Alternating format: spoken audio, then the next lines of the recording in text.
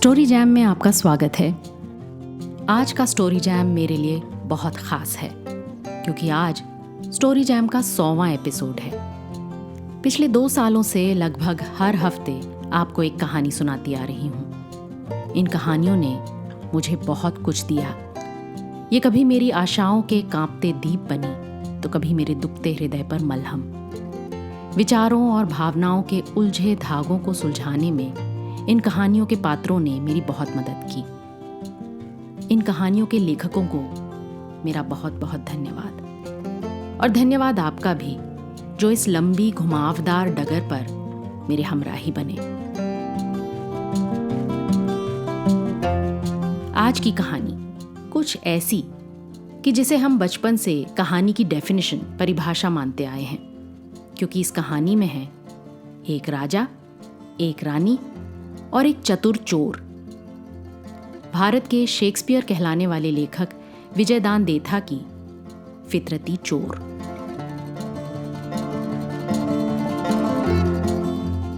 आदमी के गुणों की जाने कब पहचान हो, कैसे पहचान हो, पहचान करे कौन। इसलिए अपने देश में भेस की पूजा होती है। लोग भेस के आगे सिर झुकाते हैं, पांव छूते हैं। भेस से इंसान की सारी बुराइयां छुपती हैं। भेस आदमी के गुणों की ऐसी सनद की अनपढ़ भी देखकर पहचान ले।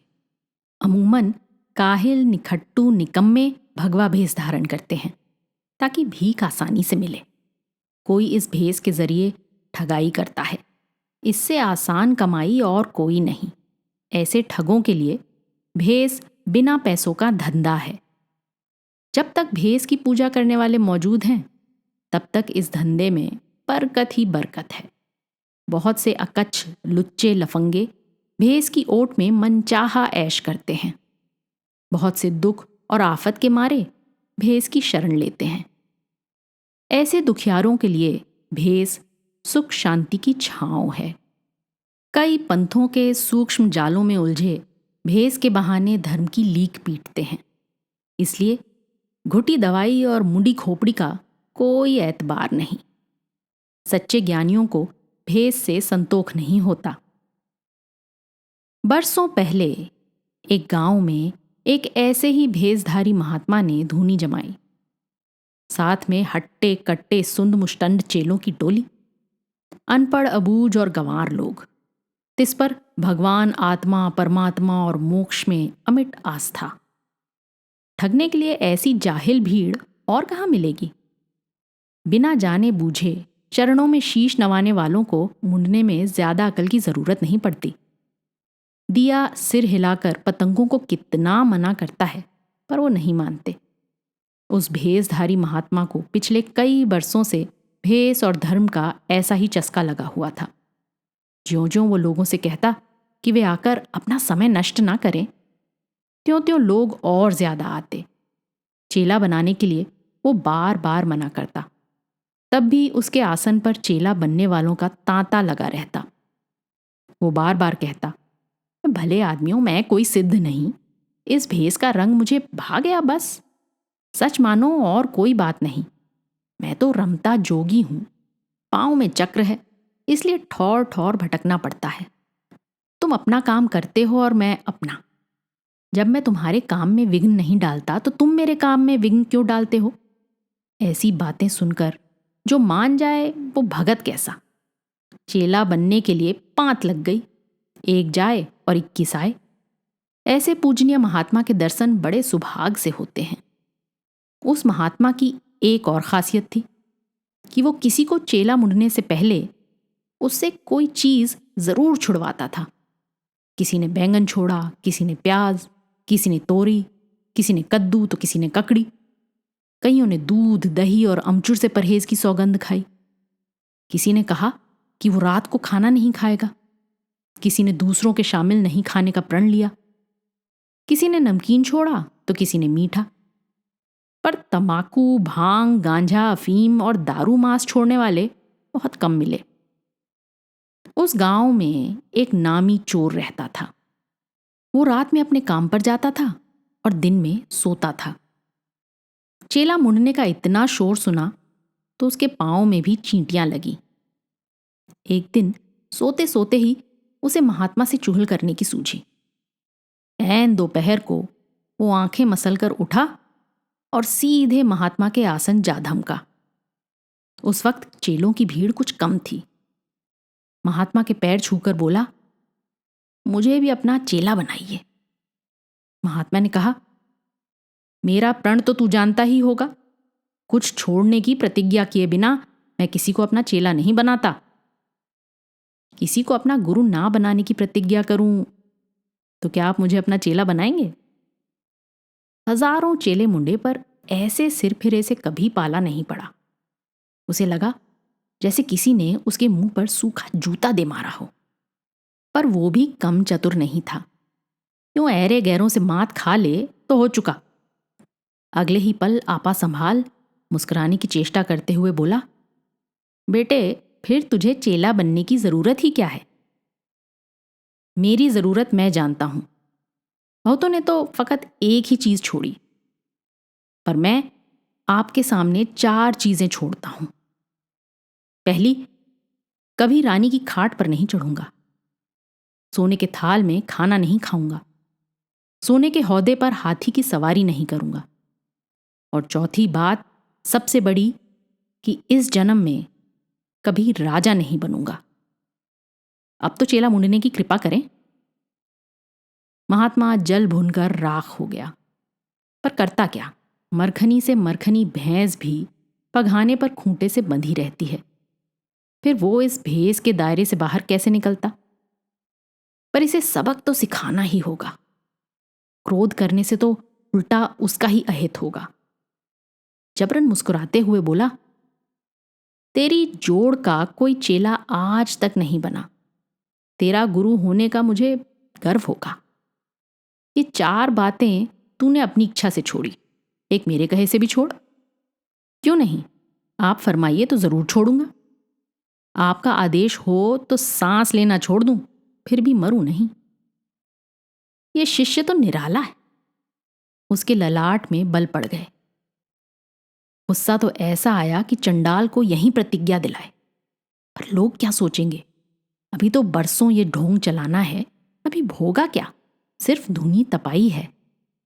सोचने लगा, इसे क्या सौगंध दिलाए कि ये कुछ ही दिनों में सारी हेकड़ी भूल जाए। इतने बरस हो गए सन्यास लिए, बड़े बड़े महात्मा देखे, पर झूठ बिना उनका भी नहीं चलता। तब बेचारे गिरस्थ झूठ ना बोलने का प्रण कैसे निभा सकते हैं? या तो ऐसा प्रण करेगा ही नहीं, और अगर किया तो एक ही दिन में तौबा कर उठेगा। कहने लगा, इन 4 प्रतिज्ञाओं के साथ झूठ ना बोलने की भी प्रतिज्ञा ले तो सोने में सुगंध मिल जाए। पट्टा ये चोर तो बेढप। कहते ही हामी भर ली। बोला, सोने में सुगंध मिले कि नहीं ये तो आप जाने, पर आज से मैं झूठ ना बोलने की कसम खाता हूं। देख, प्रण का पालन ना करने से तेरे साथ मेरा भी भद्दा लगेगा। सोच समझ कर वचनों में बंधना। झूठ ना बोलना कोई हंसी ठट्ठा नहीं है। चोर छाती ठोंक कर बोला, इसकी चिंता आप ना करें। किसी और कारण से आपको नीचा देखना पड़े, ये जिम्मा तो आपका, पर मेरी वजह से आपकी इज्जत पर कभी आंच नहीं आएगी। हम चोरों की ना तो कोई इज्जत होती है और ना उसके जाने का जोखिम। इज्जत तो हम माँ की कोख में ही छोड़ आते हैं। जब से बोलना सीखा, झूठ ही बोला। हजारों के बराबर अकेला झूठ बोला, तब भी कोई सुख नहीं देखा। मैं जो बोलता हूं वो झूठ, और ना बोलूं वो सच। बदलना तो इतना ही है कि आज से मैं जो बोलूं वो सच और ना बोलूं सो झूठ। आप तो मुझे मुंह से झूठ ना बोलने की कसम दिला रहे हैं, मुझे मंजूर है। तब ना चाहते हुए भी महात्मा को उसे चेला मूंढना पड़ा। महात्मा ने उसके बाएं हाथ पर सूत बांधा और चोर ने उसे नारियल भेंट किया। एक नारियल में चेला बनना तो महंगा नहीं। झूठ बगैर तो बनियों का धंधा भी नहीं चलता, फिर वो एक चोर ठहरा। पर धंधा तो करना ही था। महाजन धंधे के लिए दिसावर जाते हैं तो वो भी अपने धंधे की खातिर दिसावर जाएगा। फटे कपड़े और फटे जूते पहने वो लिपतर लिपतर दिसावर के लिए चल पड़ा। चलते चलते एक नई रियासत में पहुंचा। शाम का अंधेरा घिरने लगा था। पास ही किसी मंदिर से आरती की आवाज सुन वो भी भक्तों के बीच जा खड़ा हुआ। आरती के बाद दूसरे भगत अपने अपने ठौर ठिकाने पहुंचे, पर वो वहीं भगवान की मूरत के सामने खड़ा रहा। सुंदर और साफ सुथरा मंदिर छोड़कर वो और कहाँ रात गुजारता। भगवान की मूरत की बजाय उसमें जड़े हीरे मोती उसे ज्यादा सुहाने लगे। समदृष्टि भगवान के लिए कंकड़ हीरे सब एक सरीखे। ये तो फकत आदमी की नजर का फर्क है। पुजारी ने इस नए भगत की ओर देखा। फटे कपड़े, फटे जूते, भक्ति में मगन, एक टक भगवान की मूरत निहारता हुआ। पूछा, तू कौन है भाई, कहाँ से आया है? उसने चौंक कर पुजारी की ओर देखा। बोला, मैं चोर हूं, आज ही आया हूं। पुजारी मुस्कुराया। पूछा, चोर का मंदिर में क्या काम? चोरी, और चोर का क्या काम हो सकता है? बावले, क्यों मेरे सामने झूठ बोल रहा है? मैं 50 बरस से यहां का पुजारी हूं। घट खट की बात तो अंतर्यामी ही जानता है, पर मैं आदमी की सूरत पहचानता हूं। चोर को ठोंकने पर भी बड़ी मुश्किल से सच बोलते हैं। तू जरूर कोई अघोरी भगत है, मेरी परख करने के लिए आया है। मुझे परख का कोई डर नहीं, खरा ही उतरूंगा। देख, तेरी ये बात सुनकर घट घट का वासी मुस्कुरा रहा है। उसने गौर से पुजारी को देखा। सफेद बाल, सफेद दाढ़ी, अदंत मुंह, चंदन का तिलक, गले में रुद्राक्ष की माला। बोला, हूं तो चोर, माने ना माने आपकी मर्जी। मेरी बात सुनकर भगवान मुस्कुराएं तो भगवान की मर्जी। यहां रात काटना चाहता हूं, आपको कोई ऐतराज तो नहीं? पुजारी ने उसे बाहों में भर लिया। आंखें छलछला आईं। भरे गले से बोला, दीनबंधु, आज मेरी भक्ति सफल हुई। आपने इस रूप में दर्शन दिए। आंखों की नजर झुरा गई तो क्या हुआ, मन की आंखें तो खुली हैं। भला आपको ना पहचानूंगा? उसने बड़ी मुश्किल से अपनी हंसी रोकी। पुजारी संदेह अवतरित हुए भगवान के भरोसे मंदिर छोड़ पिछवाड़े की कोठरी में जाकर सो गया। भक्तों ने श्रद्धा से अनमोल हीरे मोती चढ़ाए। आज खुद भगवान ने उन्हें कबूल लिया। देखें, भगवान के कबूल करने पर चढ़ावा और प्रसाद कम होगा या ज्यादा? वो चोर ऐसा माहिर था कि सोतों के कपड़े उतार ले, फिर पीछे क्या छोड़ता। चोरी का मजा तो ज्यादा नहीं आया, पर अचीती माया खूब हाथ लगी। हीरे मोती, सोने का छतर, सच बोलना खूब रंग लाया। सारी उम्र बेहिसाब झूठ बोला, पर मिला क्या? फकत दुख। रोटियों के भी लाले पड़ गए थे। लोगों ने मार मार कर भुर्ता बना दिया, पर एक दफा मना करने के बाद फिर हां नहीं की। दिसावर में इस तरह बरकत होती है, तभी तो महाजन पीढ़ियों का ठिकाना बेहिचक छोड़ देते हैं। 4 घड़ी रात रहते मंदिर, भगवान और पुजारी को अपने हाल पर छोड़ वो वहां से चलता बना। गांव लौटकर उसने अपने हाथों सोने का छतर गलाया, खेत में हीरे मोतियों का कलश गहरा गाड़ दिया और झाड़ी का निशान अच्छी तरह देखभाल कर सीधा सुनार के यहां पहुंचा। सोने के डले में सुनार को उसकी उजरत का वाजिब हिस्सा देकर अपने लिए सतलड़ी मणिमाला, मुर्कियां, हीरे की अंगूठियां और कड़ा बनवाया। फिर दर्जी से ठाठदार कपड़े बनवाए। 5,000 रुपए देकर ठाकुर से अरबी घोड़ा खरीदा। माया की तो लीला ही न्यारी। पहले जरा सा ही वहम होने लगे तो लोग बार बार पूछते थे कि कहाँ हाथ मारा। वो अच्छी तरह जानते थे कि वो मर जाएगा, पर सच नहीं बताएगा। तब भी वो उसे मार मार कर कीमा बना देते थे। और आज जबकि वो पूछते ही सच बताने को तैयार है, किसी ने भी नहीं पूछा कि वो इतना माल कहाँ से लाया। सोने जैसी चमक तो सूरज की भी नहीं होती। इतना माल भला कहीं चोरी से हाथ लगता है? जरूर कोई बड़ा व्यापार या सट्टा किया होगा। कुछ दिन सुस्ताकर उसने पवन वेगी घोड़े पर जीन डाली, हाथ में सोने की छड़ी ली और दिसावर का रुख किया। बढ़िया घोड़ा हो तो फासला कटते क्या देर लगती है। दूसरे दिन एक बड़े शहर में डेरा डाला, बाग में थोड़ा विश्राम किया और छाया ढलते ही नगर सेठ की हवेली पहुंचा। ऐसी वैसी जगह क्या हाथ डालना, बड़ा धावा तो बड़ों के यहां ही मुमकिन है। सेठ अंधेरा घिरने से पहले ही ब्यालू करके वापस बैठक में आ गया था। दम फूलने के कारण जरा लेट ही रहा था कि अनजानी खखार सुन पूछा, कौन है? चोर। चोर का बोल सुनते ही उसके फरिश्ते कूच कर गए। हड़बड़ा कर उठ बैठा, दमे के दौरे की वजह से चिल्ला भी न सका, पर चोर का हुलिया देखकर उसका जी ठिकाने आ गया। इतना गहना तो उसके पास भी नहीं है, तो इस पर सोने की ये छड़ी। मुस्कान के साथ बोला, भले आदमी, चोर के नाम से बेकार क्यों डराया? आप मुझे क्या इतना मूर्ख समझते हैं? एक पल में पहचान लूं कि कौन चोर है और कौन साहूकार। वो मुस्कुराया, कहने लगा, तब तो सेठ जी आपकी परख बिल्कुल खोटी है। मैं तो साफ कह रहा हूं कि मैं चोर हूं और आपके यहां चोरी करने आया हूं। ना माने तो आपकी मर्जी। अच्छा, आप ही बताइए, मैं कौन हूं?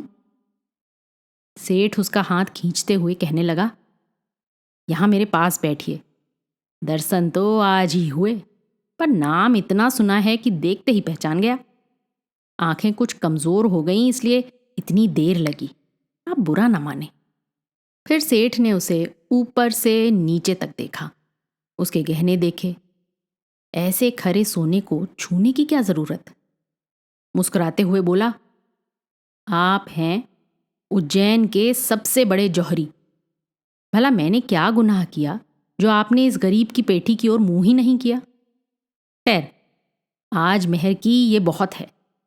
ऐसे ऐसे अनमोल हीरे मोती मानक पन्ने और लालें दिखाऊंगा कि आप भी याद रखेंगे।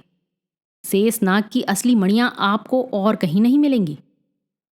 फिर वो मायापति सेठ उज्जैन के उस नामवर जौहरी को उसके मना करते करते हाथ खींचकर बेधड़क हवेली के भीतर ले आया।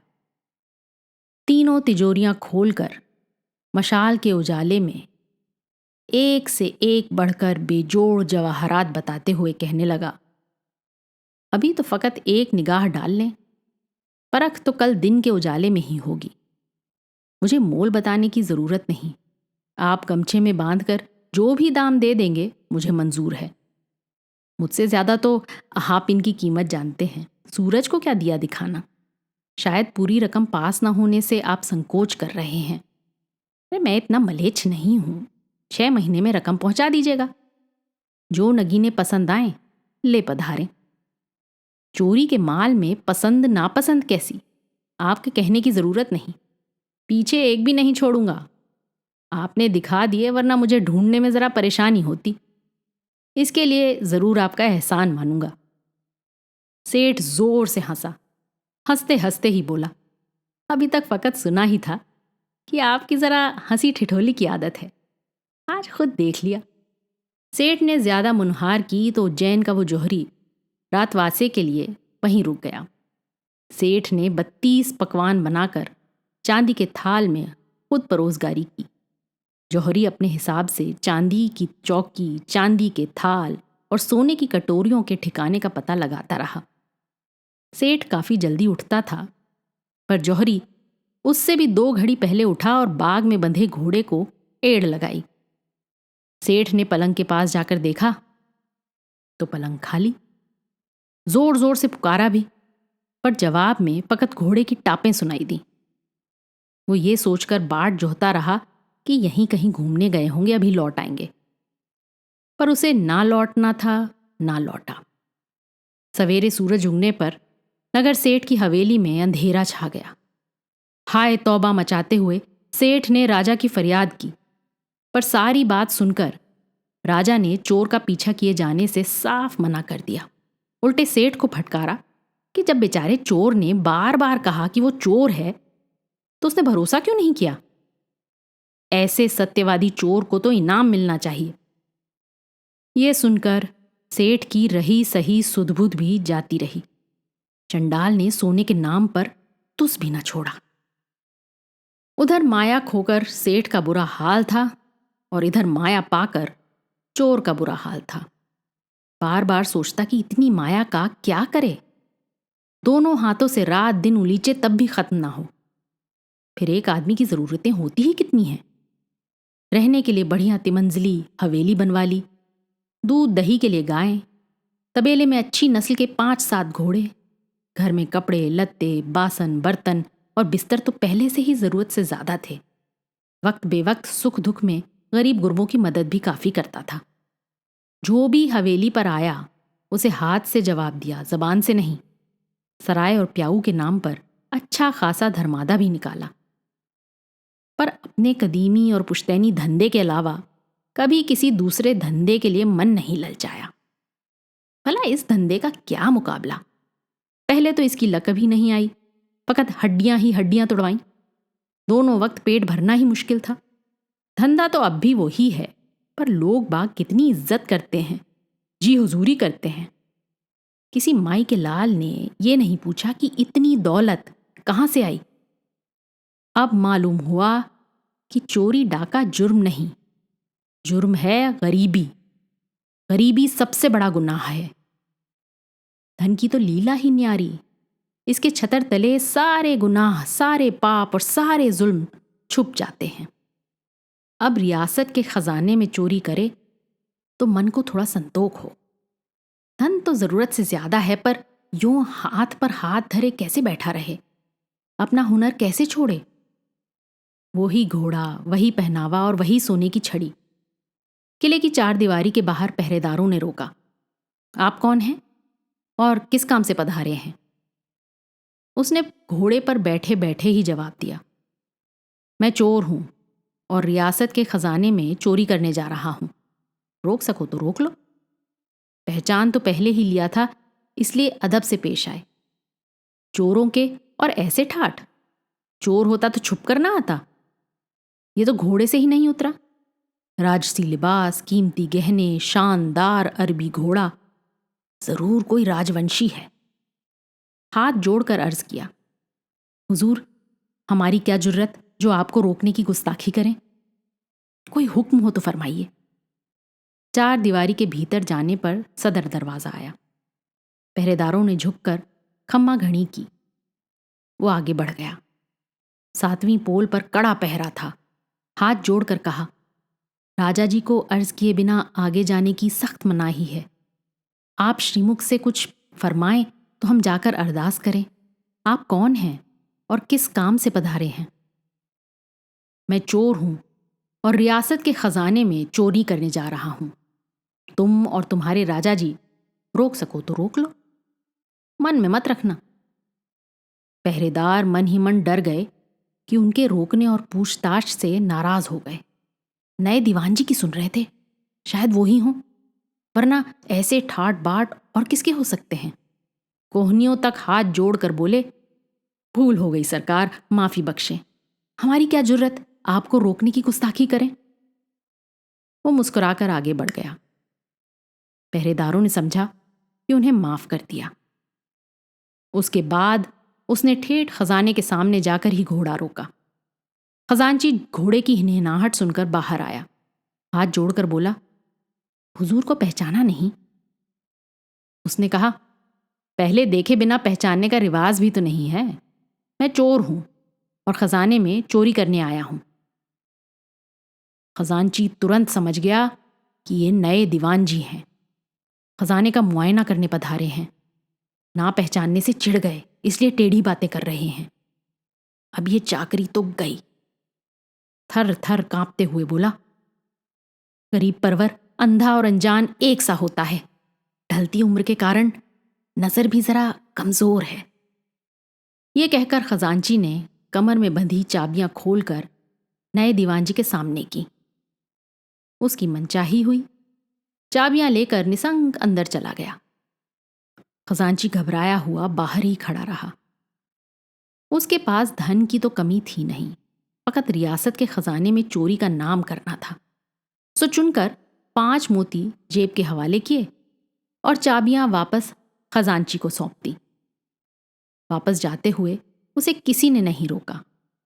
चार दीवारी से बाहर निकलते ही हवा के वेग घोड़ा दौड़ाया।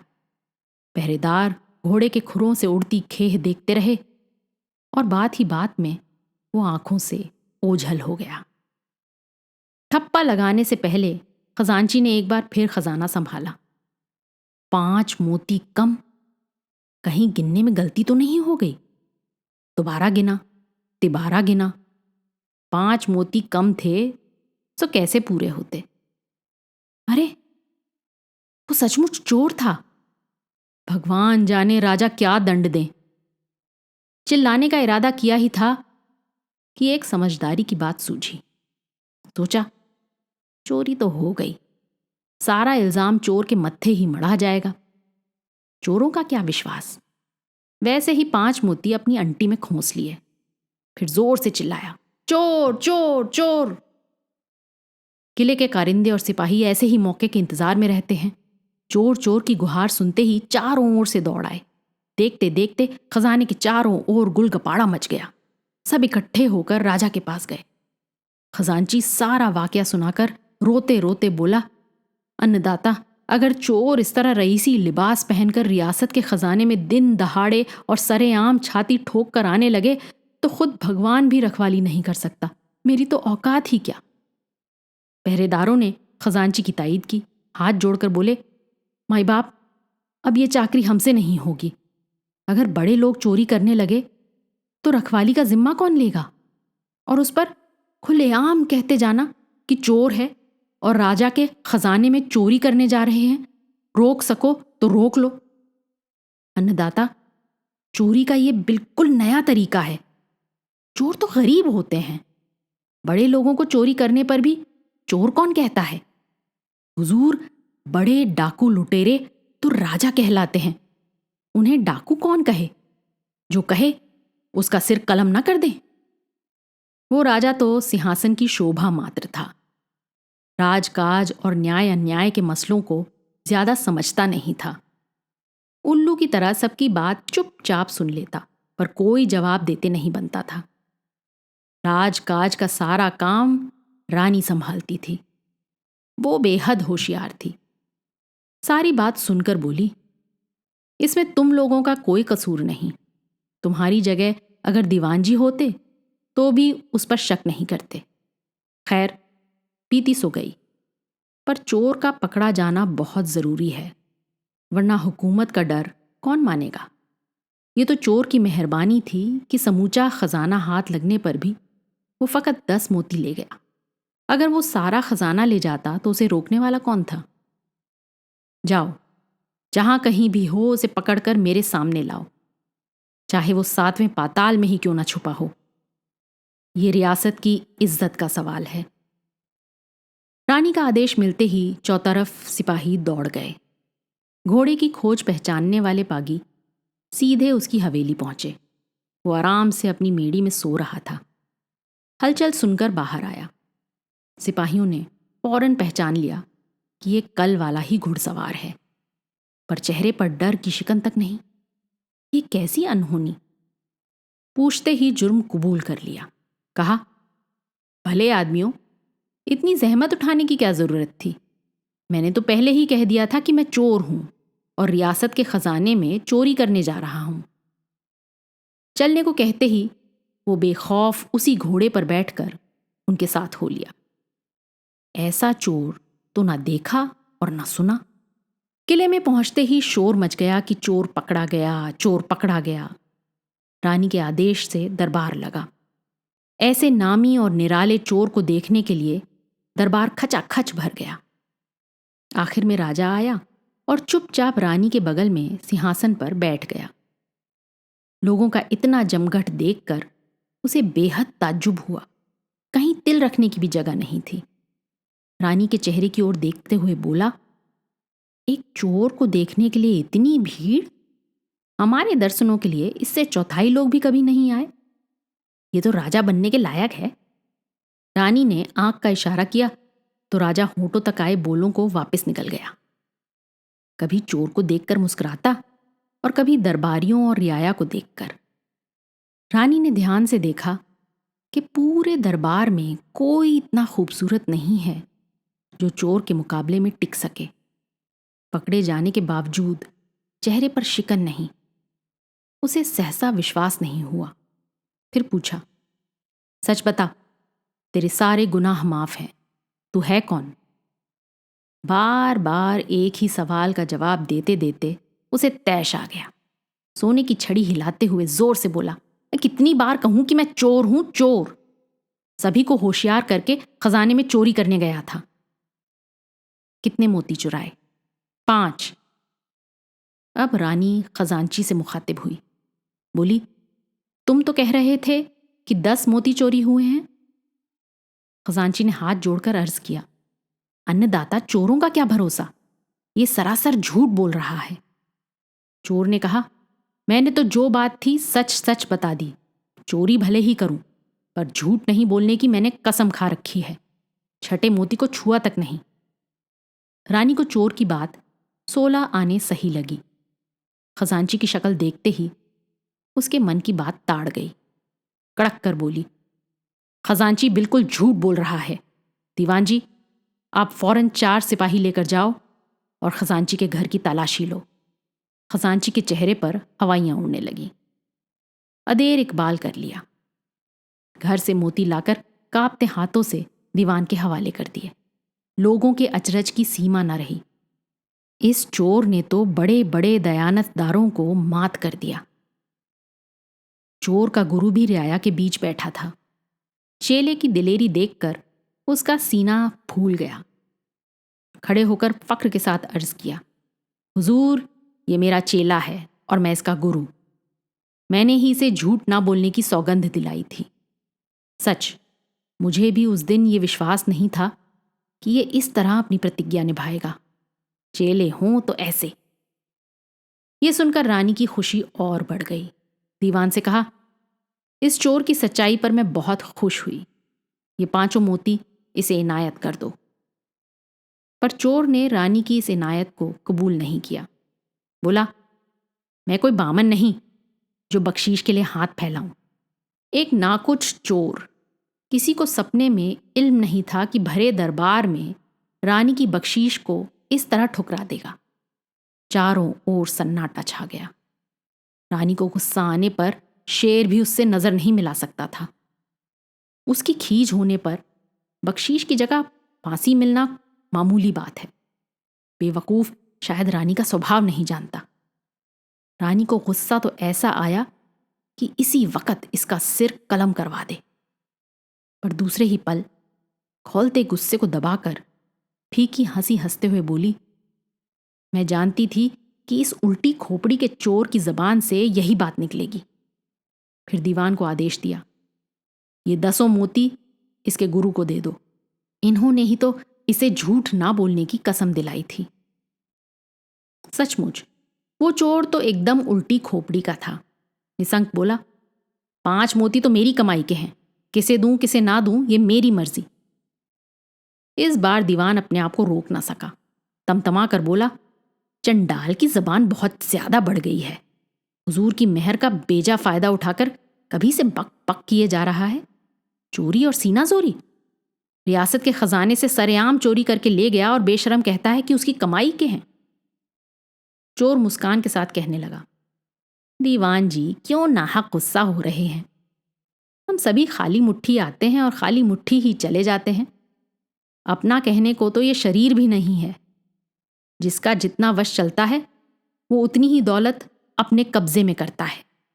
कोई छोटा चोर तो कोई बड़ा चोर। बड़ा चोर हमेशा छोटे चोरों को दंड देता है। मैं पूछता हूं कि रियासत के खजाने में ये मोती कहां से आए? थूकने पर राजा हो या रंक, सबके मुंह से थूक ही निकलता है। जो जितनी माया लूट सकता है लूटता है। खाली हाथ लूट नहीं हो सकती। धन, धरती और तलवार की ताकत हो तो लूट ज्यादा होती है। बड़े और छोटे चोर में बस इतना ही फर्क है। मुझे ही ले लो। पहले मैं झूठ के अलावा कुछ नहीं बोलता था और दुनिया भी उसे झूठ मानती थी। तब रोटी के भी लाले पड़ते थे। अब मैं खालिस सच बोलता हूं, तब भी दुनिया उसे झूठ मानती है। सच मानने की हिम्मत नहीं होती। पर दुनिया के इस अजीब रवैये से मुझे बहुत फायदा हुआ, बेशुमार धन हाथ लगा। उसकी बातें सुनकर सभी हैरान रह गए। रानी पर तो जादू सा हो गया और राजा उसी तरह अपने में ही खोया मंद मंद मुस्कुराता रहा। खजांची को सरेआम 100 जूतों की सजा मिली। चोर के गुरु को 5 मोती बख्शीश में मिले, जिसे उसने खुशी खुशी सिर निभाकर कबूल किया। अगर उस दिन वो गुस्से में उसे चेला नहीं मूंढता और ये इस तरह सौगंध ना निभाता तो आज बख्शीश की मेहर कैसे होती। गहरे तहखाने में जंजीरों से बंधा चोर सोच में डूबा था। यहां तो सूरज के रहते भी निपट अंधेरा है। इन बेरहम धींग हुक्मरानों की आज इतनी मनमानी कि ये सूरज की रोशनी और हवा से भी निर्बल को मरहूम रखते हैं। तब जमीन जायदाद के तो अपने वश चलते पास ही ना फटकने दें। रफ्ता रफ्ता अंधेरा घना होने लगा। लगता है रात हो गई। अंधेरा चौतरफ, अथाह अंधेरा। आज तो एक तारे की हल्की सी झलक भी उसके हिस्से नहीं आई। सहसा उसकी आंखों के सामने मसान वाले पीपल के पत्ते झिलमिलाने लगे। पूनम का चांद सिर पर चढ़ाया था। दीप दीप करती गाढ़ी चांदनी, अनंत, असीम। साए साए करती हवा, पत्ते पत्ते का फर फर संगीत और पत्ते पत्ते पर छम छम नाचती चांदनी। उस नज़ारे के बदले सारी दुनिया की दौलत भी हाथ लग जाए तो किस काम की। आंखों के ऐन सामने होते हुए भी वो नज़ारा कितना अगम और अगोचर था। दिखते हुए भी नहीं दिखना, होते हुए भी नहीं होना। आज इस अंधेरे में उस नज़ारे की महत्ता ठीक से समझ में आई। कि इतने में दरवाज़ा चरमराया। हल्की रोशनी हुई। फिर एक लड़की हाथ में दिया लिए उसके पास आई। वो रानी की खास भरोसेमंद दासी थी। बोली, आपको रानी साहिबा ने याद फरमाया है। चोर के मुंह से आप ही सवाल निकला। क्यों? दासी मुस्कान को दबाती हुई बोली, मोतियों की चोरी का फैसला जो करना है। ये कहकर उसने दिया फर्श पर रखा और उसकी जंजीरें खोली। तहखाने में खनखनाहट गूंज उठी। वो चुपचाप उसके साथ चल पड़ा।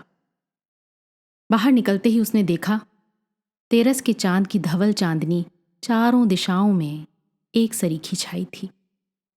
उसके झीने घूंघट में ऊँघते अनगिनत तारे। आधी पलकें मुंदी हुई। मधुर मधुर ठंडी हवा जैसे ऊँघते हुए तारों के लिए लोरी गुनगुना रही हो। अगर अंधेरे की ये सजा नहीं मिलती तो कुदरत की ये अथाह, असीम और अनमोल दौलत उसके हाथ कैसे लगती। है कोई ऐसा जौहरी जो आकाश के इन अलेखों हीरे मोतियों की परख कर सके और एक भी हीरे का मोल चुका सके। वो आज कुदरत की समूची माया का स्वामी बन गया। कहीं भी सेंध लगाने की जरूरत नहीं पड़ी। दासी के पीछे पीछे धम धम सीढ़ियां चढ़कर वो रानी के रंगमहल में पहुंचा। चारों कोनों में रोशन सोने के दीवट, सिंगार से लदी रानी, इत्र फुलेल की भीनी भीनी महक। रानी की चौकी पर सोने का थाल, जिसमें सोने की कटोरियों में 32 पकवान। रंगमहल में आते ही दासी सोने के थाल पर चंवर डुलाने लगी। रानी ने कहा, आज तुम्हारी बातें सुनकर इतनी खुशी हुई कि कह नहीं सकती। ऐसे नेक आदमी को सजा देना सबसे बड़ा जुर्म है। मेरे रहते इस रियासत में ऐसा जुर्म नहीं हो सकता। पर तुमने तो मेरी बख्शीश भी कबूल नहीं की। अगर उस समय तुम्हारे गुरुजी उन मोतियों को नहीं ले लेते तो मेरा पानी उतर जाता। उन्होंने मेरी लाज रख ली। जब चेला ऐसा है तो गुरु ऐसा क्यों ना हो। तुम्हारे इनकार करने पर मैंने बड़ी मुश्किल से अपने गुस्से को काबू में रखा। पर अब मेरी कोई बात मत टालना। तुम्हारे जैसा नेक, समझदार और सच्चा दीवान मिल जाए तो राज करने का कुछ मजा आए। चोर ने कहा, ऐसे निर्मल हृदय वाले राजा के होते आप राजकाज के कीचड़ में फंसती ही क्यों हैं? मैं तो उनकी मुस्कान देखते ही समझ गया कि ऐसा उजला मन दुनिया के किसी राजा का नहीं हो सकता। राजा का ऐसा निर्मल और उजला होना चलता भी तो नहीं। उनकी मुस्कान तो मुझे रियासत के खजाने से भी ज्यादा कीमती लगी। रानी मुस्कुराई, बोली, तुम दोनों एक ही थाली के चट्टे बट्टे हो। वो तुम्हारी बड़ाई करते हैं, तुम उनकी। किसी को नहीं मालूम कि तुम्हें देखकर उन्होंने क्या कहा था। सुनकर तुम भी हंसोगे। मैं इशारे से चुप नहीं करती, भगवान जाने और क्या अंट शंट बोलते रहते। उन्होंने तो तुम्हें राजा तक बनाने का सोच लिया था। उनके वश में हो तो तुम्हें राजा बनाकर ही दम लें।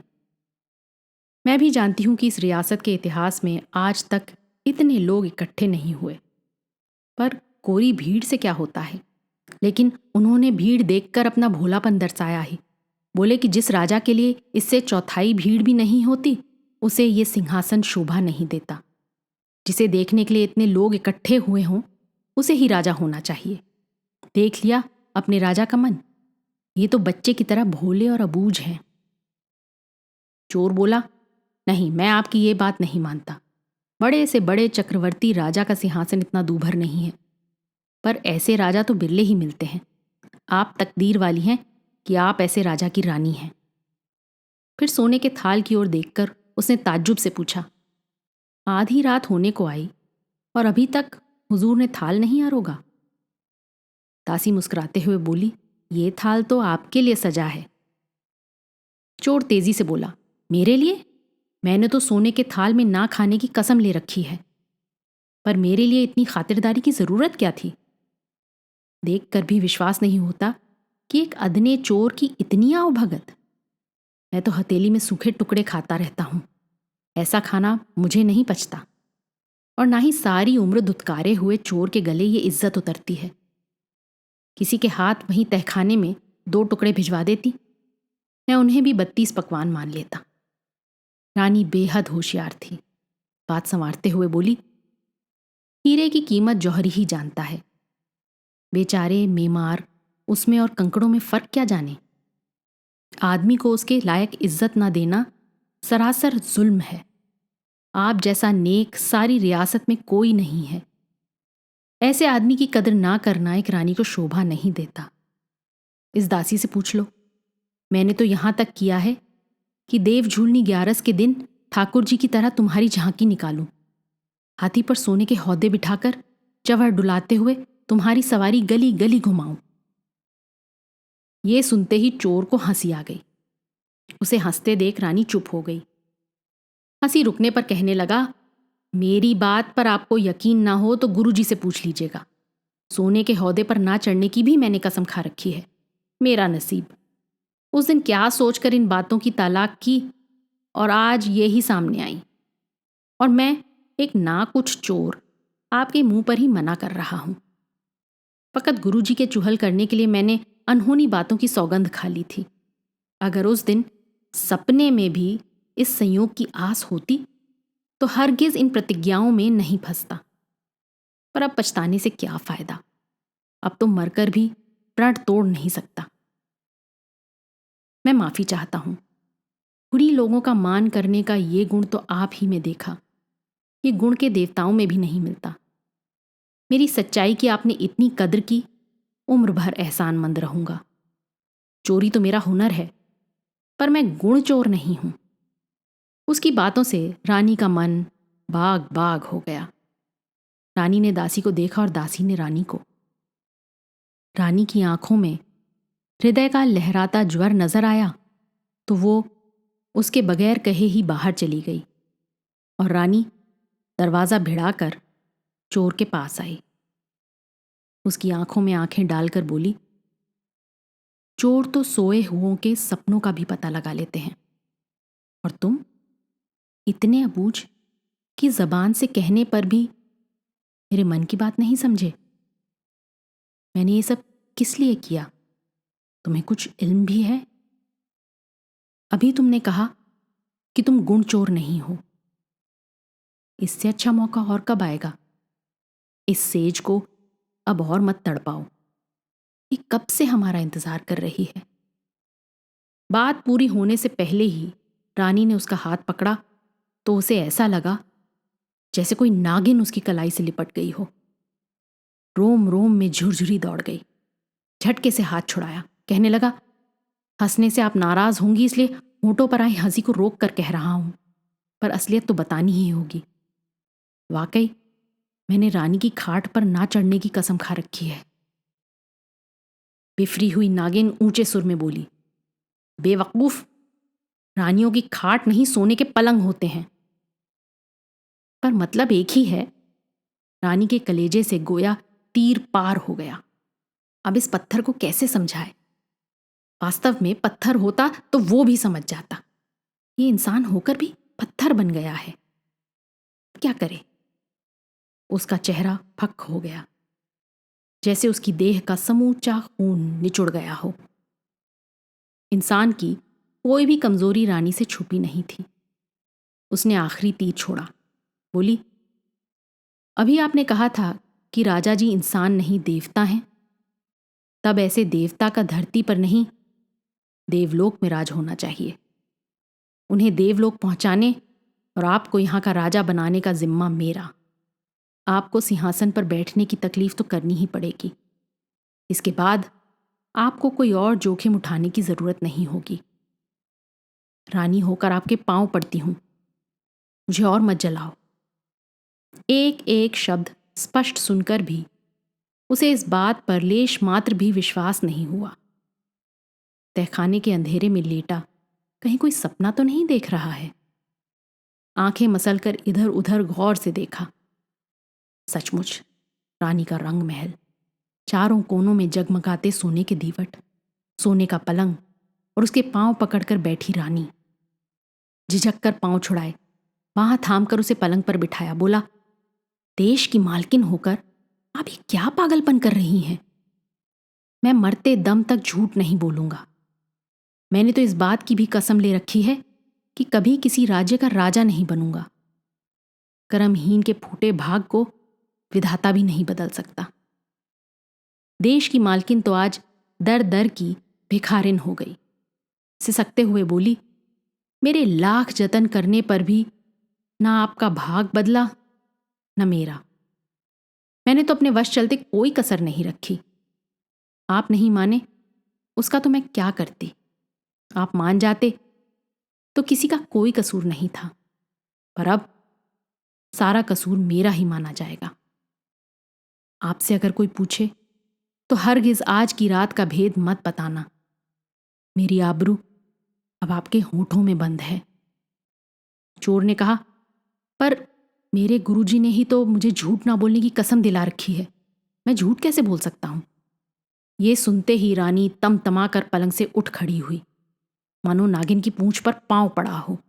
डसने के लिए अधेर पलटी। ये सच्चाई प्रकट होने पर उसके शील पर कालिक पुज जाएगी, सारा भांडा फूट जाएगा। सिंहासन को आंच लगे ऐसा सांच भला कौन सहे? कैसे सहे? जोर से चिल्लाई, चोर चोर चोर। पहरेदार और सिपाही तो ऐसे ही मौके की तलाश में रहते हैं, और आवाज भी रंग महल से, खुद रानी के मुंह से। सिपाही चारों ओर से नंगी तलवारें लेकर दौड़े। आखिर झूठ ना बोलने की कसम का इस तरह तलवार से अंत हुआ। सत्ता की ताकत के आगे सांच की ताकत कब तक ठहरती? रानी के देखते देखते उन्होंने सत्यवादी चोर के टुकड़े टुकड़े कर डाले। सच झूठ की कैफियत देने का मौका ही नहीं मिला। इस कहानी को यहीं खत्म हो जाना था, पर रानी का तिरिया चरित्र उसे कैसे खत्म होने देता। वो कदम कदम पर आड़े आकर इसे खींचता है। दूसरे ही दिन सूरज ढलने पर फिर रात आई। पिछली चांदनी रात से भी बढ़कर वही रंग महल, वही सोने का थाल, वही दासी आधी रात ढले चेले के गुरु को दिए की रोशनी में उसी तरह रंग महल में लाई। गुरु के लिए तो किसी कसम वसम का झंझट था नहीं। रानी ने जैसा कहा उसने वैसा ही किया। चेले से गुरु हमेशा बड़ा होता है। रंग महल की उस अनमोल रात के बाद फिर दिन उगा, और शुभ मुहूर्त की मंगल वेला में खुद राजा के हाथ से उस भेषधारी पूजनीय महात्मा का राजगुरु के लिए तिलक हुआ। और यहीं सत्ता के नगाड़ों और वैभव के गाजे बाजों के साथ इस कहानी को खत्म हो जाना चाहिए। एक अदने चोर के खून में लथपथ कहानी अच्छी नहीं लगती।